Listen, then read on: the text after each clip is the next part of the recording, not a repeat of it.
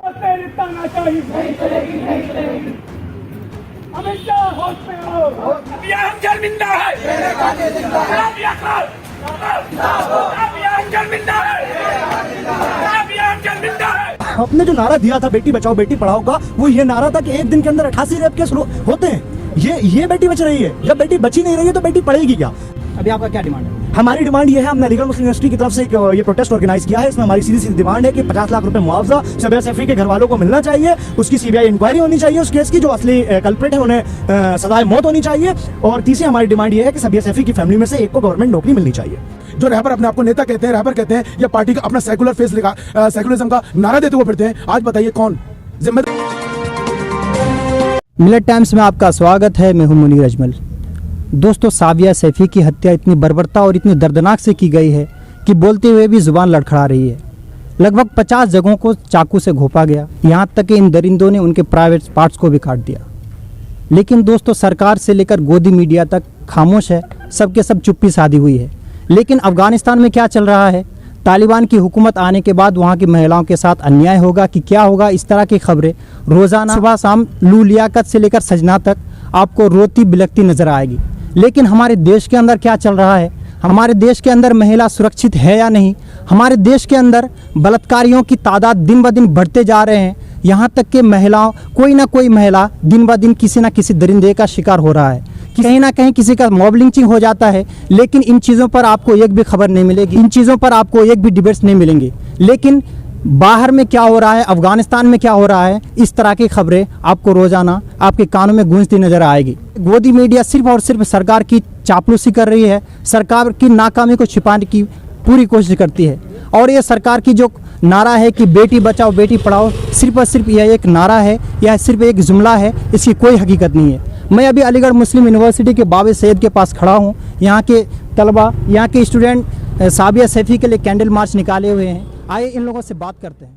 अलीगढ़ मुस्लिम university के बाबे सैयद के पास खड़ा हूँ। यहाँ के स्टूडेंट, यहाँ के सभी स्टूडेंट लोगों ने यहाँ पे कैंडल मार्च निकाला है। उसके बाद इन लोगों का क्या डिमांड है, आइए इन लोगों से जानते हैं। देखिए, डिमांड सिर्फ इतना है, जो साबिया सैफी और राविया के साथ हुआ है वो किसी लड़की के साथ ना होना चाहिए, क्योंकि खाकी का अदब और एहतराम हमारे दिलो ज़मान में है। और हम ये चाहते हैं कि साबिया सैफी एक दिल्ली पुलिस की एक होनहार सिपाही थी, जिसने अपनी जान दे दी सिर्फ कुछ बदतमीज़ लोगों के खातिर। क्योंकि जिस तरह से उनको मारा गया, जिस तरह से उनके ऊपर चाकू गोदे गए, और उसके बाद में मारने के बाद भी हद वहाँ पार हुई, जबकि इंडिया का पहले नंबर का पोस्टमार्टम उसका बन गया। क्योंकि आज तक मैं नहीं समझता हूँ कि हिंदुस्तान में इतनी जल्दी कभी पोस्टमार्टम हुआ है, और उसको जबरन उसको दफना दिया जाता है। उसके घर वाले तहरीर लिखवाने जाते हैं। ना दिल्ली पुलिस ने साथ दिया, ना हरियाणा पुलिस ने साथ दिया, ना हरियाणा हुकूमत ने साथ दिया, ना दिल्ली हुकूमत ने साथ दिया। तो आप इसको क्या कहेंगे? तानाशाही, इसके अलावा कुछ नहीं। केजरीवाल जो दावे करते थे कि हम बस स्टैंडों पर, रेलवे स्टेशनों पर महिलाओं की सेफ्टी की जिम्मेदारी लेते हैं, इसके जिम्मेदार किसको ठहराते हैं, केजरीवाल या केंद्र सरकार को? देखिए, मैं केजरीवाल को भी जिम्मेदार ठहराता हूँ। सबसे ज़्यादा इसमें जिम्मेदार है केजरीवाल, क्योंकि दिल्ली का मसला है तो दिल्ली के हुकूमत चलाने वाले कौन जिम्मेदार? सबसे ज़्यादा पद मैं आपसे पूछता हूँ, केजरीवाल हुए? केंद्र शासित ये है ना, केंद्र शासित पे, सेंट्रल पे है। हरियाणा में किसकी हुकूमत है? हरियाणा बीजेपी है। बीजेपी है ना, मानते हैं ना आप? हाँ, बिल्कुल। तो बीजेपी और केजरीवाल मिले हुए नहीं? आज तक ये बताइए, सियासी मुद्दा इसको बना के छोड़ दिया गया। आज ये मुस्लिम लड़की है, सिर्फ बाबुनियाद सिर्फ इसी वजह से इसके लिए कोई पॉलिटिकल पार्टी खुल के स्टेटमेंट नहीं दे सकती। क्यों? वजह क्या? मुस्लिम है इसलिए।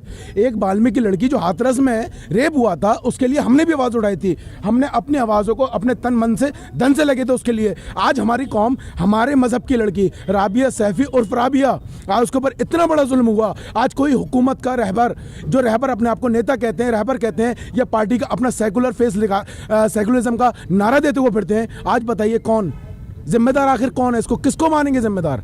हमारी सिर्फ शर्त यह है कि राबिया सैफी के साथ जो भी हुआ, जल्द से जल्द इसकी इंक्वायरी होनी चाहिए, और जुडिशल इंक्वायरी हो या सीबीआई इंक्वायरी हो, फैसला इंसाफ में ही आना चाहिए। क्योंकि बिलखते आंसू उसके घर के ना तो मुझे देखे जाते हैं, ना उसके भाइयों को देखा है, ना उसका कोई भाई है, उसका मुंह वाला भाई जो लाइव वीडियो बना के ये कह रहा है कि जब मेरी आवाज़ नहीं सुनी जा रही डीएम आवास में, ना पुलिस थाने में, ना गवर्नमेंट उसकी आवाज़ सुनना चाह रही है, तो कम से कम लिखित में एक पत्र दे दें ताकि हम अपने घर वालों को अपने साथ साथ मार लें।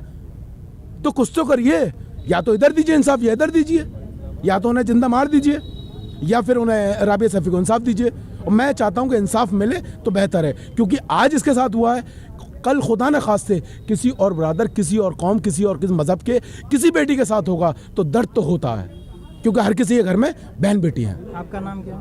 मेरा नाम मोहम्मद आरिफ खान है। मैं जैसे साबिया सैफ़ी का जो केस हुआ, इससे पहले कितनी बच्चियों के साथ रेप हुआ और तकरीबन 100 बच्चियों के साथ रेप हुआ जिन पे अभी तक किसी की गिरफ्तारी नहीं हुई है। और ऐसे ही आए दिन हमारे हिंदुस्तान के अंदर रेप हो रहा है। कोई भी किसी तरह से सरकार इस पर स्टैंड लेने की तैयार नहीं है कि उनको गिरफ्तार किया जाए, उनको जेल भेजा जाए। हमारी अपनी एमयू स्टूडेंट्स की ये डिमांड है कि इन कातिलों को जल्द से जल्द फांसी की सज़ा होना चाहिए, कम से कम। इससे पहले अगर हिंदुस्तान का कानून अगर रोकता है उन लोगों के लिए ऐसे ही उनके लिए छोड़ता रहेगा तो ये आने वाला दिन हमारे लिए बहुत बुरा ही होने वाला है। और यहाँ की मीडिया की पॉलिसी आप देख रहे हैं कि तालिबान को लेकर, वहाँ की औरतों को लेकर इतना प्रोपेगेंडा मचाया हुआ है, लेकिन हम खुद हिंदुस्तान के अंदर हमारी बहनें, हमारी माएँ सेफ नहीं हैं और यहाँ पे मीडिया इसको कवर नहीं कर रहा है। तो ऐसी सूरत में हिंदुस्तान को बचाना सबसे बड़ी ज़रूरत है। इसीलिए अलीगढ़ मुस्लिम यूनिवर्सिटी के तलबा अपने रूम से, अपने हॉस्टल से निकल कर इस बात को बताने आए हैं कि हम जब तक ये जस्टिस इनको मिलेगी नहीं, इस बहन को, तब तक हम लोग प्रोटेस्ट करते रहेंगे। और इसी तरह से सरकार से डिमांड करते हैं कि ऐसे कातिलों को जल्द से जल्द फांसी की सज़ा दी। से मैं पहले शुरुआत करूंगा अपने मुल्क में, जो हमारे मुल्क में इस वक्त हमारी बहनों के साथ जो हालात है उस हालात में मैं बात करूंगा एनसीआरबी की जो रिपोर्ट है जिसमें 32,033 केस अब तक बताए गए हैं जिसमें महिलाओं के साथ रेप हैं। मतलब जो 32,033 रेप केस हुए हैं वो एनसीआरबी ने बताया है हिंदुस्तान के अंदर, यानी कि 88 रेप पर डे होते हैं एनसीआरबी की रिपोर्ट के हिसाब से।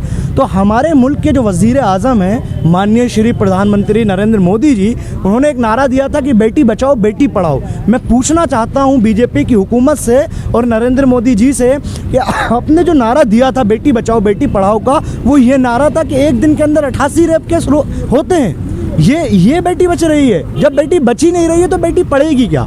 जब वो सरकार या दिल्ली में नौकरी करती हुई साबिया सैफ़ी हो, या हाथरस में आपने देखा, या दिल्ली में निर्भया हो, ठीक है, कोई भी हो, लेकिन जिस तरीके से उसके साथ रेप किया जाता है। और साबिया का केस तो ऐसा है, रेप करने के बाद, जैसे सुनने में आ रहा है, रेप करने के बाद उसको 50 जगह चाकुओं से गोदा गया। उसकी तस्वीर जो सोशल मीडिया पे चल रही है, उसके चेहरे पे ना जाने कितने निशान हैं। तो देख के उसे बड़ा अफसोस होता है कि ये कैसी हालत बना दी हमारे मुल्क की।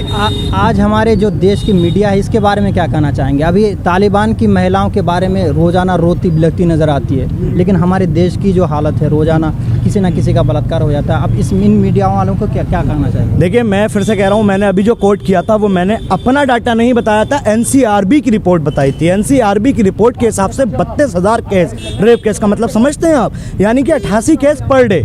यानी कि हमारे मुल्क में ये महिलाओं की हालत है। हम दूसरे मुल्कों की बात करते हैं, हम ईरान, तुरान, अफगानिस्तान, पाकिस्तान और ये और वो सब जगह की बात करते हैं, लेकिन अपने मुल्क में जो हो रहा है महिलाओं पर अत्याचार, उस पर बात नहीं करेंगे। क्यों नहीं करेंगे भाई? पहले हम घर की बात करेंगे।